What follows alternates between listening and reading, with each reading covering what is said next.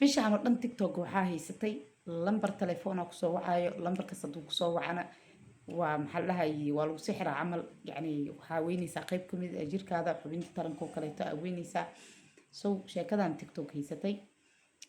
anigoona kasoo hadlin aa iska mashquulay laakiin sheekada mudday qaadatayba 2 isbuuc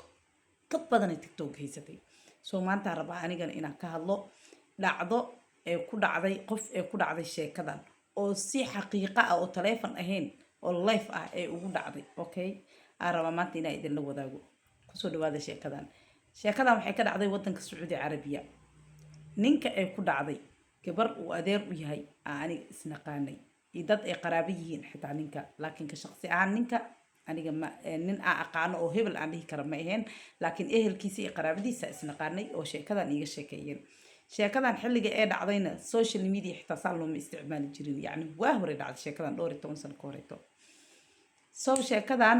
ninka oo wax lagu sameynayo waa Soomaali ninka ku sameynayana waa nin Suudaani ah galab casir ah ninka Soomaaliga asagoo u socda meel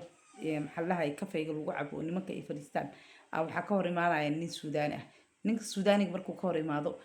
gacantiisa maxaa lahaay wuxuu ku watay buugoo cajarka dhag ugu siinaa dhag markuu buugga ku siiyo ninka Soomaaliga ah subxaanallah ilaahay maqaadirtiisa ilaaha waafajiyay in oo yacni maxaa lahaay oo dhibaatadan ku dhacaysa isla markiina yacni oo xalkeeda uu helo ninkii wuxuu dareemayba jirkiisa inuu wax saas ugu sii baxayaan yacni wax ay jirkiisa ka sii adi birqabato maaragtay wax sii jiid maayo dhab uu ku dhahay ninkii wuu qabsaday qaylayo afka furto war Soomaaliya isoo gaara Soomaalidii meesha joogtay way soo ordeen waa loo imaaday ninkii maxaa lahaay ninkii kooluu ku noqday war askar iyo dalba askartii loo dalbay askartii markay imaadeen wuxuu dhahay ninkan maxaa lahaay wuxuu qaatay dareenkayga oo dareenka jirkayga uu qaatay so askartii xitaa way cabsadeen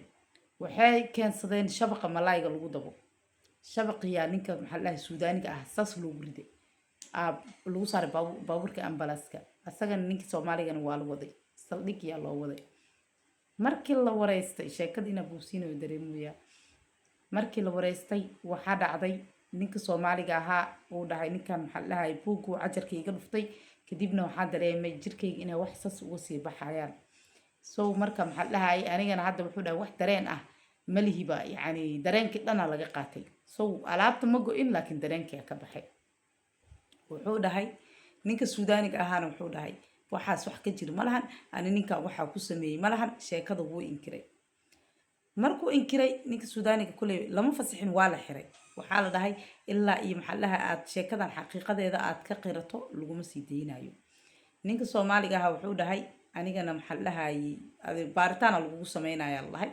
wuxuu dhahay aniga reer iyo waxaaba leeyahay maxaa lahaay ciyaal ay joogan naaga qaba reerkayga gurigiisa adreeskiisu dhiibay wixii dhan askartii kaligoodii baxeen reerkii la soo baaray iyo sharciyadoodii iyo waxoodii dhan ilmihiisii xaqiiqda wax dhan waa la soo xaqiijiyay markii wixii dhan la soo xaqiijiyay ninkii waxaa loo imaaday Suudaaniga ahaa waxaa la dhahay ninka waan soo akiidsanay inuu 100% nin rag ahaa oo maxaa lahaay oo reer leh oo ciyaal leh so maxaa la dhahay waxana adiga maxaa lahaay waxa uu ku sameysay dareenkiisa ugu tagay wixiisa u soo celiyaa lahay Suudaaniga wuxuu iska soo jaray wixii waxa uu xawilay wadanka Suudaan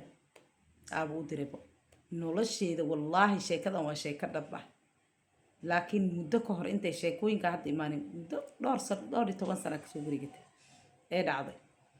qofkii maqlay aan wuxuu isleeyahay waxan wax macquul ah ma aha Suudaana waxa wiil u dhahay soo waxa la Suudaana waxa wish maahan waxa soo celiyaa lahay wuxuu dhahay ana hadda wixii soo celinaa haddaan dhahu dhahay isla wixii ma soo celin kari laakiin wax waa isku dayi karaa yacni maxaa la dhahay okay waxaa la dhahay ilaa iyo aad waxaan ka soo celisid ninkan dareenkiisa aad u soo celisid ma ahane laguma fasaxayo xilli galabtii sheekada dhacday xilli ay salaad subax ay ku aadan tahay oo ninka Soomaaliga wuxuu dhahay dareenkaygu ii soo laabtay laakiin wixii oo aniga oo bizabt wixii ma ahan laakiin wax oo ii soo laabteen oo ever miihi ninkiina maxaa lahaay sidii ya xabsiga kulay ma aqaan waa laga daayay kii Soomaaliga ahaan wuu buwaalan gaaray bashooga ku dhacay wadanka dhan wuu ka guuriba ilmihiisa iyo xaaskiisana wuu rartay soo sheekadan dadaa waxyaalahan hadda social media ka socdo u maleynay mala yacni laakiin qaabka dadka ay u sheegayaan iyo qaabka ay waxa u dhacayaan laba waaye sheekada hadda soomaalida ay sheegayeen wixii dhanaa la goostay ee dhahayeen so waxa dhan ma ahan keliya qofka waxa laga qaadayo waa dareenka okay sheekadaana naagaha kuma dhacdo hadda hal naag ilaa hadda hal naag lama sheegin sheekadan waxa lagu sameeyo waa nimanka keliya videogana sheergareeya meel dheer gaarsiiya naagaha nimanka wareeriyeenna suudaan waxa wilaano afaaraha dhan